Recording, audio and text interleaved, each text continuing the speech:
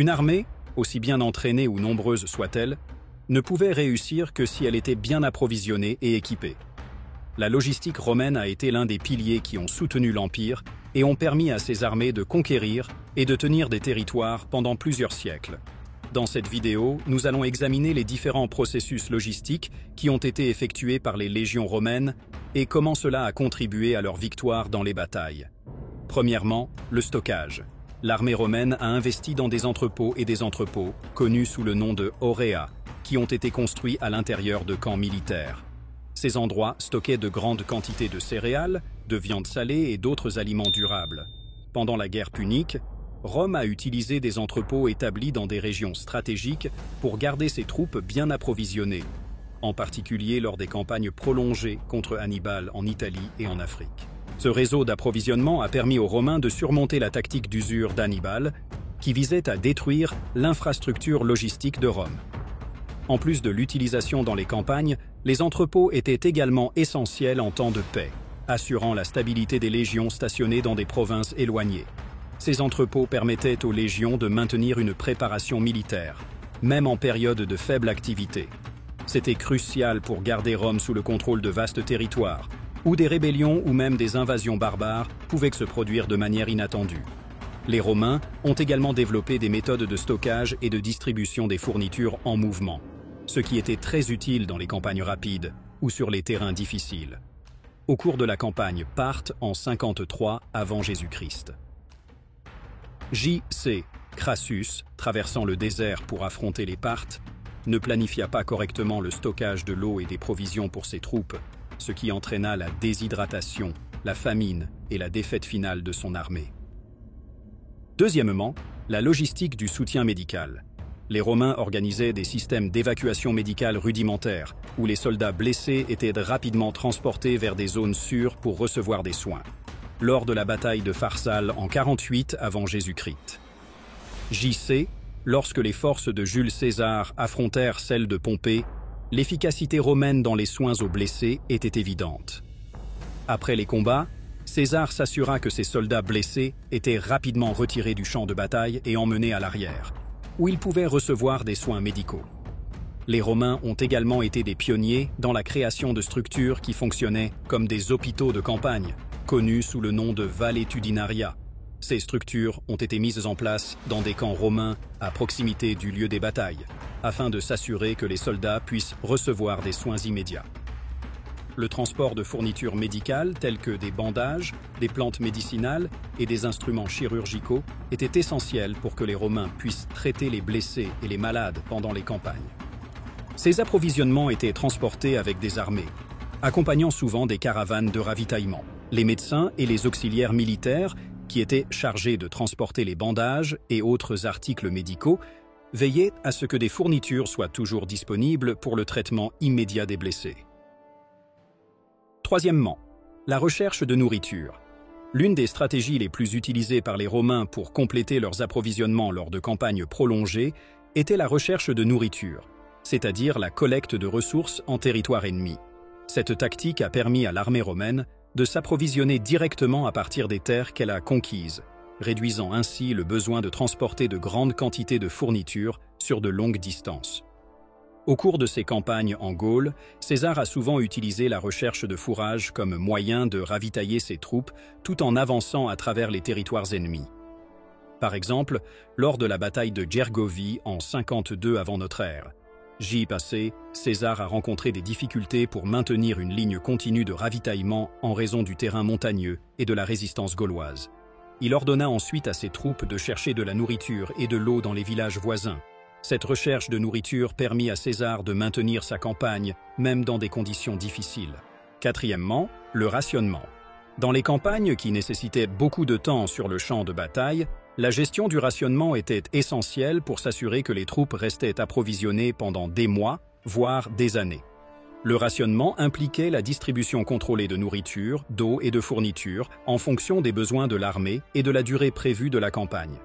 Un exemple historique important de rationnement efficace s'est produit lors de la bataille d'Alésia en 52 avec J.C., lorsque César, lors d'un siège prolongé, savait que le ravitaillement de ses troupes, tout en isolant l'ennemi, serait la clé de la victoire. Alors que les forces de Vercingétorix devenaient de plus en plus affamées, avec leurs provisions qui s'épuisaient, César géra soigneusement ses propres ressources, mettant en place un système de rationnement pour s'assurer que ses légions pourraient résister à un siège prolongé. Ce contrôle étroit des approvisionnements a permis aux Romains de rester motivés jusqu'à ce que les Gaulois soient finalement forcés de se rendre.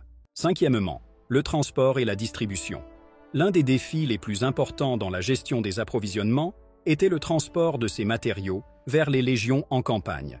Les voies romaines ont été construites avec précision et durabilité, permettant le transport rapide et sûr des troupes et des fournitures. Ces routes reliaient les provinces romaines à Rome, garantissant que les armées pouvaient se déplacer efficacement et que les approvisionnements pouvaient atteindre les champs de bataille, même dans les régions éloignées du centre de l'Empire. Par exemple, la campagne de Germanicus contre les tribus germaniques entre les années 14 et 16 après Jésus-Christ illustre bien l'importance de cette infrastructure logistique. Germanicus, en représailles à la défaite de Varus dans la forêt de Teutoburg, utilisa le réseau routier romain pour déplacer rapidement ses troupes et ses renforts. Il utilisait des caravanes de ravitaillement, utilisant à la fois des bêtes de somme telles que des chevaux et des mules, et des charrettes à bœufs pour transporter de grandes quantités de fournitures. En plus des routes permanentes, l'armée romaine était également connue pour sa capacité à construire des infrastructures temporaires en un temps record, ce qui lui donnait un avantage crucial sur les terrains difficiles ou lors de longues campagnes. Par exemple, des ponts temporaires, des routes de fortune et même des forteresses ont été construits par les légions pour assurer l'avancée sûre et continue des troupes et des approvisionnements. Sixièmement, la logistique navale.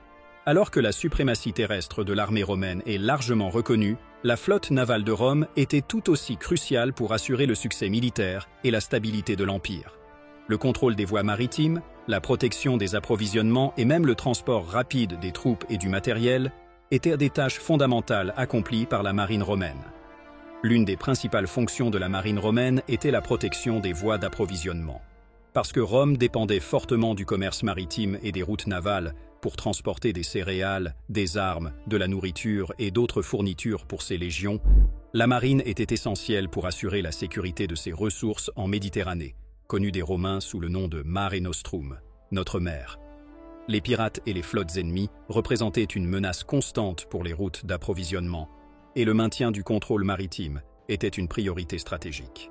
Un exemple classique de ce besoin de protection navale s'est produit pendant la guerre civile entre Octave et Marc-Antoine, la bataille d'Actium en l'an 31 avant notre ère.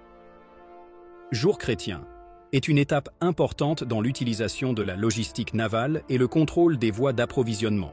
La flotte d'Octave, commandée par Marcus Agrippa, réussit à couper les routes d'approvisionnement de Marc-Antoine et de Cléopâtre, bloquant ainsi l'accès aux ressources nécessaires au soutien de son armée.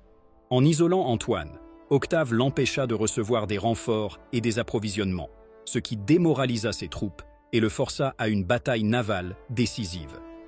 En plus de la Méditerranée, Rome a également fait un usage intensif des routes fluviales pour transporter des fournitures et des troupes dans les régions où les fleuves jouaient un rôle crucial dans les opérations militaires. Des fleuves tels que le Danube, le Rhin et le Nil étaient des routes logistiques naturelles qui permettaient le mouvement rapide des ressources et des troupes, en particulier dans les zones difficiles d'accès par voie terrestre. Septièmement, la logistique pendant les sièges. La logistique pendant les sièges était l'un des aspects les plus complexes et les plus critiques de la stratégie militaire romaine.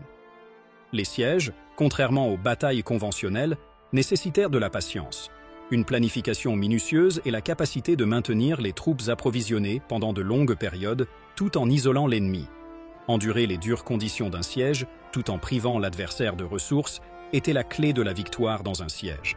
L'une des principales préoccupations du commandant était de s'assurer que ses propres troupes disposaient d'approvisionnements continus, tels que de la nourriture, de l'eau, des munitions et des matériaux pour construire des machines de guerre. En plus de garder ses propres troupes approvisionnées, l'une des tactiques les plus courantes pendant les sièges était de couper les routes d'approvisionnement de l'ennemi. Au cours de la Deuxième Guerre punique, Scipion l'Africain a utilisé cette tactique avec beaucoup de succès lors du siège d'Utique. En assiégeant la ville de Carthage, Scipion bloqua toutes les voies d'approvisionnement, à la fois par terre et par mer, coupant complètement l'accès des défenseurs aux ressources extérieures. Au fil du temps, le manque de nourriture et de renforts affaiblit le moral des troupes carthaginoises et la ville fut forcée de se rendre. Un autre aspect important lors des sièges était le transport d'armes lourdes. Les Romains dépendèrent de leur capacité à fabriquer et à transporter des engins de siège, tels que des béliers, des catapultes et des balistes, ce qui nécessitait un système logistique efficace pour le transport, l'assemblage et l'entretien. Le siège de Massada en 73 après Jésus-Christ, pendant la grande révolte juive, en est un exemple.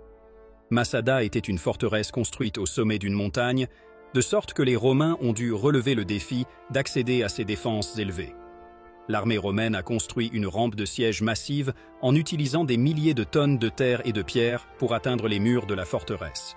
La construction de cette rampe, ainsi que l'érection de tours d'assaut et de béliers, ont été l'un des plus grands exploits logistiques des Romains lors des sièges. L'efficacité du transport de ces armes dépendait fortement des ingénieurs romains, qui étaient habiles à la fois dans la construction et l'utilisation des machines de guerre. Ces ingénieurs ont non seulement conçu et construit ces armes, mais ont également veillé à ce qu'elles soient démontées et remontées correctement pendant les campagnes. Dans certains cas, les ingénieurs romains ont construit des routes ou des ponts temporaires pour faciliter le transport des armes. De cette façon, nous voyons que la supériorité de Rome en matière de logistique militaire a été l'un des facteurs décisifs qui ont assuré la victoire romaine dans plusieurs batailles décisives et sièges prolongés, consolidant la domination militaire de Rome dans le monde antique. Et si vous voulez en savoir plus sur le fonctionnement du traitement médical des légions romaines, je laisse une vidéo ici à côté juste sur ce sujet. Alors, laissez votre like, abonnez-vous à la chaîne, et nous vous verrons dans la prochaine vidéo.